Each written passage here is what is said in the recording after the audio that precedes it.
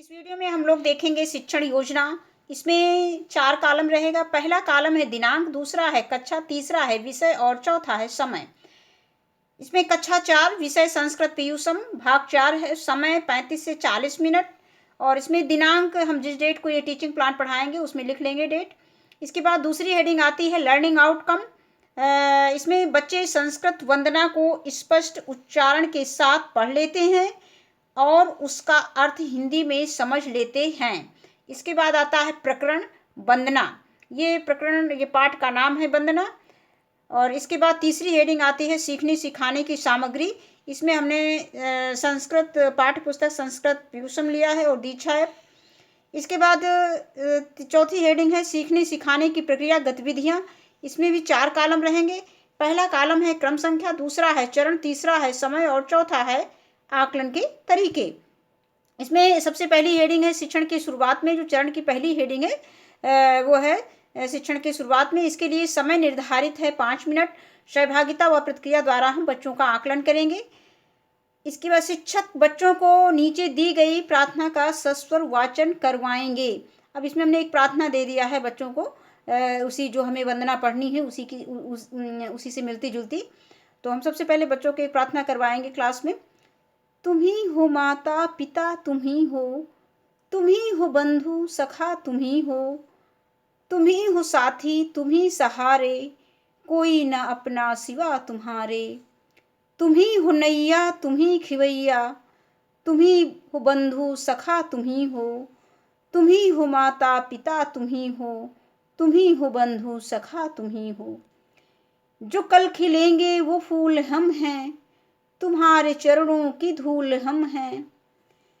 दया की दृष्टि सदा ही रखना, तुम ही हो बंधु सखा, तुम ही हो माता पिता, तुम ही हो बंधु सखा, तुम ही हो। ये हम बच्चों को पहले हिंदी में प्रार्थना का सस्वर वाचन करवाएंगे। इसके बाद आगे आता है दूसरी हेडिंग चरण की। इसमें है इसके लिए टाइम निर्धारित है 20 से 25 मिनट और सहभागिता व प्रतिक्रिया देकर हम बच्चों का आकलन करेंगे। तो इसमें है शिक्षण के बीच में शिक्षक बच्चों को बताएंगे कि आज हम लोग संस्कृत में वंदना पढ़ना सीखेंगे। और फिर देखते हैं इसके आगे।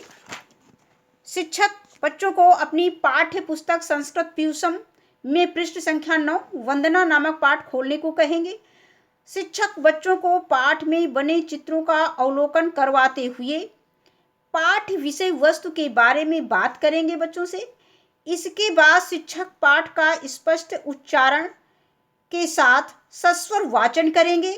बच्चे शिक्षक द्वारा बोले गए शब्दों पर उंगली फेरते हुए उसे दोहराएंगे।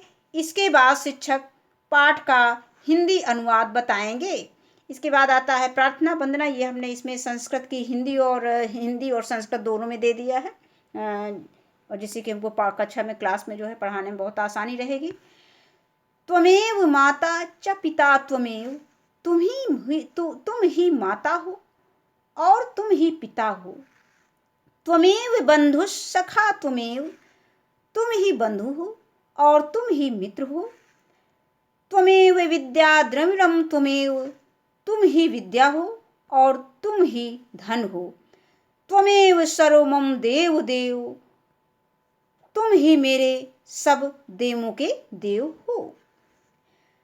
सर्वे भवन्तु सुखिनः, सभी सुखी होवें। सर्वे सन्तु निरामयाः, सभी निरोगी रहें। सर्वे भद्राणि पश्यन्तु, सभी का कल्याण हो।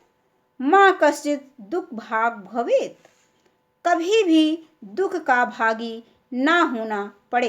इसके बाद आगे देखते हैं। इसके बाद आती है अगली हेडिंग गा। ये चरण की तीसरी हेडिंग है। इसके लिए समय निर्धारित है 10 मिनट। प्रतिक्रिया व सहभागिता देकर हम बच्चों का आकलन करेंगे। शिक्षक कक्षा में उपस्थित सभी बच्चों को बारी बारी से पाठ का वाचन करने को कहेंगे। बच्चों द्वारा सही उच्चारण न कर पाने पर शिक्षक बच्चों को सही उच्चारण करना बताएंगे और उस शब्द को कई बार बच्चों से बोलने को कहेंगे।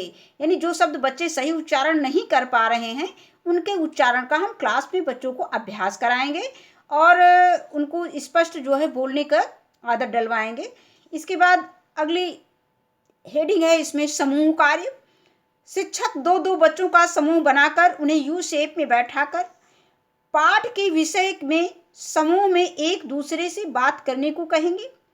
यानी जो वंदना दिया गया है उसके बारे में बच्चे आपस में एक दूसरे से बात करेंगे कि किसके बारे में क्या लिखा है, उनको क्या समझ में आया है अर्थ, या उसके विषय में उन्होंने कहाँ तक अपनी समझ बना पाई है।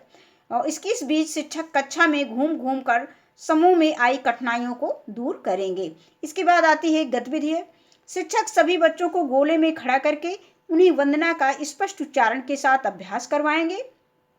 अगली हेडिंग आती है श्यामपट्ट कार्य। ये शब्द अर्थ है सर्वे मीन सभी, भवंत मीन होंगे होवें, और संत मीन रहें, सुखिनः मीन सुखी, निरामयः मीन निरोगी, और भद्राण मीन कल्याण। इसके बाद आता है पश्यंत मीन देखना, और माँ मीन नहीं, कश्चित मीन कभी भी, दुख भागम मीन दुख के भागी, दुख भाग मीन दुख के भागी, और भवेत मीन होना। इसके बाद आगे देखते हैं। अगली हेडिंग आती है प्रदत्त कार्य गृह कार्य असाइनमेंट। शिक्षक बच्चों को घर से अपनी कॉपी पर वंदना लिख कर लाने को कहेंगे। अगली हेडिंग आती है नंबर 6, ये अंतिम हेडिंग होती है शिक्षण योजना की।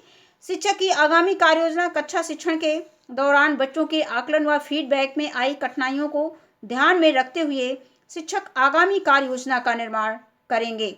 ये टीचिंग प्लान थोड़ा सा लंबा हो जाता है, लेकिन हमें एक टीचिंग प्लान को 2 दिन में पढ़ाना है, इसलिए अगर हम उसको देखते हैं 2 दिन में पढ़ाएंगे तो उसके लिए ये टीचिंग प्लान लंबा नहीं है। तो हमें एक टीचिंग प्लान को 2 दिन पढ़ाना है, 2 दिन में पढ़ाना है, हम 2 दिन में पढ़ा सकते हैं। धन्यवाद।